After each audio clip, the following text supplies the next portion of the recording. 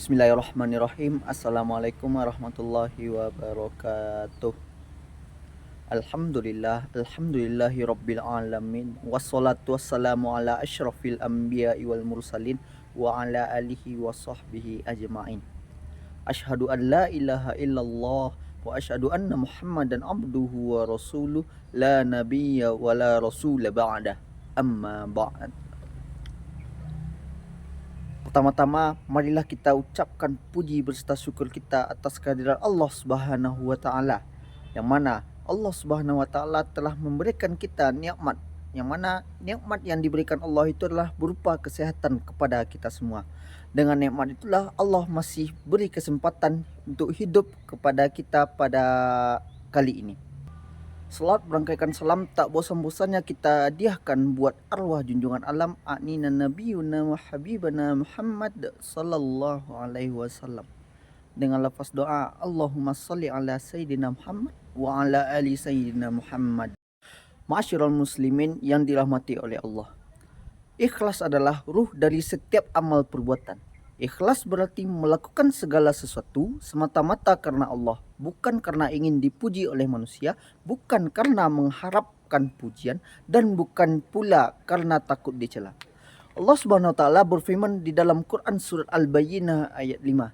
Bismillahirrahmanirrahim. Wa ma umiru illa liya'budullaha mukhlishina lahuddin hunafa'a wa yuqimus sholata wa yu'tuz zakata wa dzalika dinul qayyimah. Yang mana yang artinya itu adalah mereka tidak diperintah kecuali untuk menyembah Allah dengan mengikhlaskan taatan kepadanya, melaksanakan zakat dan menunaikan solat.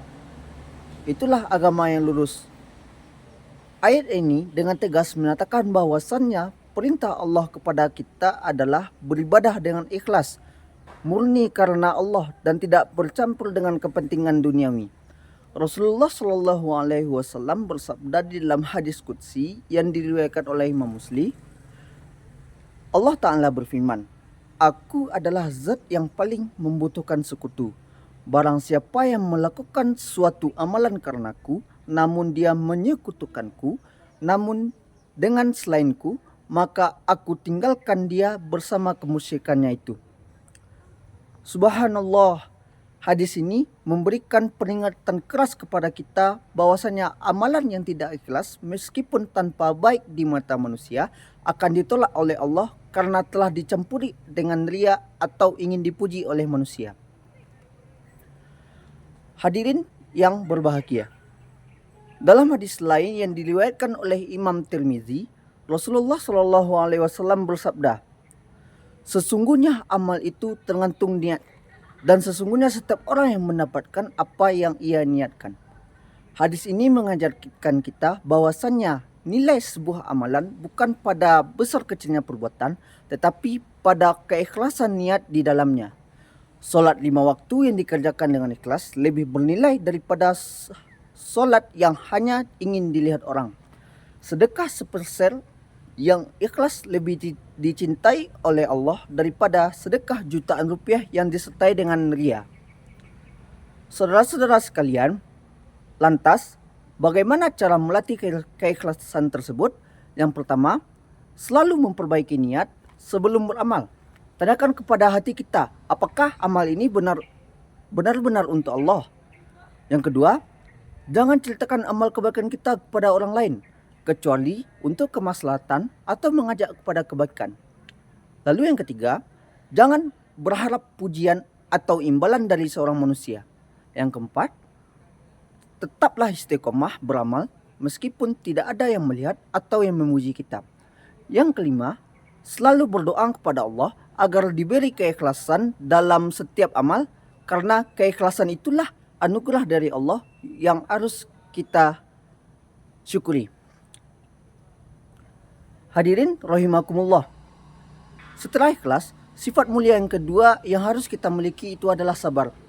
Sabar ini bukan berarti pasrah tanpa usaha, tetapi sabar adalah menahan diri dari mengeluh, tetap taat kepada Allah dalam setiap kondisi, dan sabar menghadapi ujian hidup dengan penuh tawakal kepada Allah Subhanahu wa taala. Allah Subhanahu wa taala berfirman di dalam Quran surat Al-Baqarah ayat 153 yang berbunyi, "Wahai orang-orang yang beriman, mohonlah pertolongan kepada Allah dengan sabar dan solat. Sesungguhnya Allah berserta orang-orang yang sabar."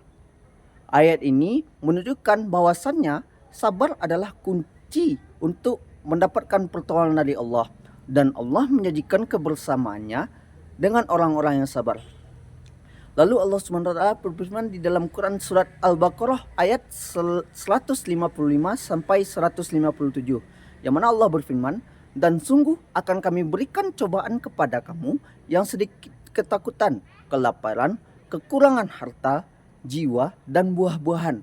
Dan berikanlah berita gembira kepada orang-orang yang sabar, yaitu orang-orang yang apabila ditimpa musibah, mereka mengucapkan inna lillahi wa inna ilaihi rajiun. Mereka itulah yang mendapatkan keberkahan yang sempurna dan rahmat dari Tuhan mereka, dan mereka itulah orang yang mendapat petunjuk." Subhanallah, Allah tidak menjanjikan hidup tanpa ujian, tetapi Allah menjadikan pahala yang besar bagi orang yang sabar menghadapinya. Saudara-saudara yang berbahagia, Rasulullah SAW adalah suatu teladan yang baik dalam hal kesabaran. Rasulullah bersabda di dalam hadis riwayat Bukhari dan Muslim, "Sungguh menakjubkan urusan seorang mukmin, semua urusannya itu adalah baik baginya. Jika mendapatkan kesenangan, dia bersyukur, maka itu baik baginya. Dan jika ia ditimpa kesusahan, dia bersabar, maka itu baik baginya." Hadis ini mengajarkan kita bahwa sabar dan syukur adalah dua sisi mata uang yang tidak bisa dipisahkan. Dalam senang kita bersyukur, dalam susah pun kita bersabar. Ada 3 macam kesabaran yang harus kita miliki. Yang pertama itu adalah sabar di dalam taat kepada Allah. Ini adalah kesabaran untuk membangun tahajud ketika orang lain masih tidur nyenyak, sabar menunaikan puasa ketika cuaca panas terik, dan sabar berjihad melawan hawa nafsu untuk meninggalkan kemaksiatan. Lalu yang kedua adalah sabar dalam menjauhi maksiat, yang mana ini adalah kesabaran untuk tidak melihat yang haram meskipun kesempatan ada, tidak mengambil harta haram meskipun kita sangat membutuhkan harta tersebut, dan tidak mengikuti hawa nafsu meskipun sangat menggoda. Yang ketiga, sabar dalam menghadapi takdir Allah. Ini adalah kesabaran ketika ditimpa musibah, sakit, kehilangan orang yang kita sayangi, atau mengalami kegagalan di dalam hidup. Hadirin yang dirahmati oleh Allah Ta'ala, tahukah kita bahwa sabar memiliki pahala yang luar biasa?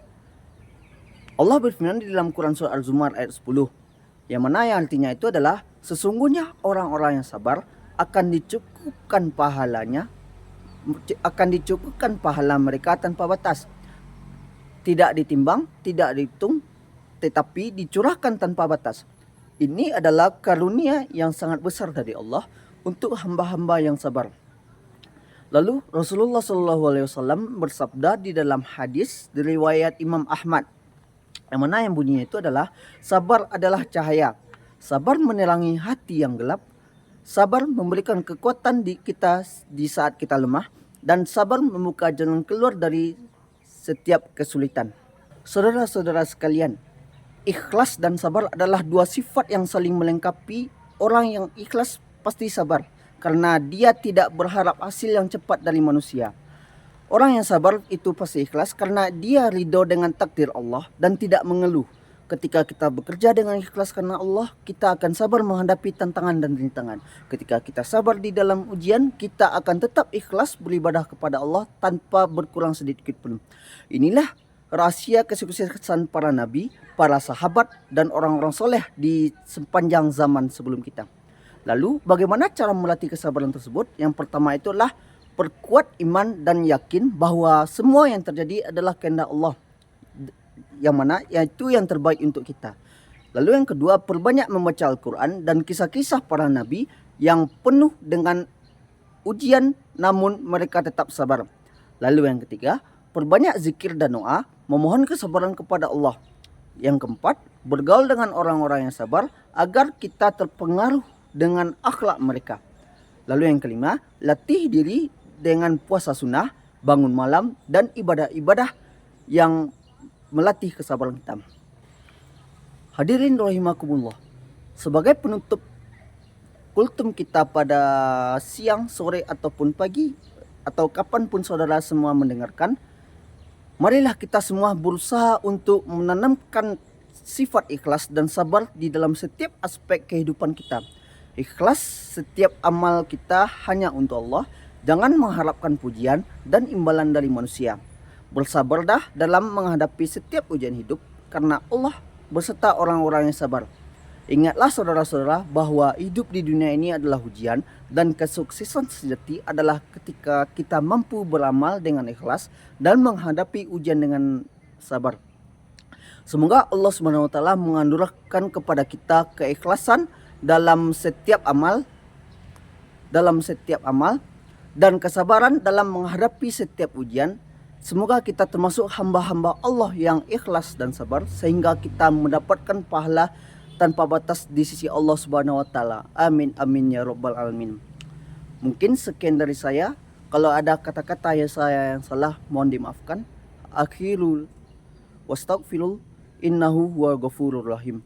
Wassalamualaikum warahmatullahi wabarakatuh.